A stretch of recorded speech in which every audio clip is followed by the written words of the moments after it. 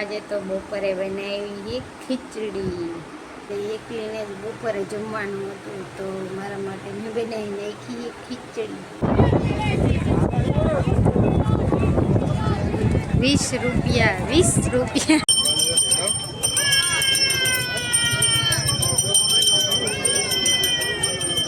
લઈ લે ટોપી. લો ફેમિલી, જો સાંજનું જમવામાં છે કેરીનો રસ. અમે તો જમી લીધું છે.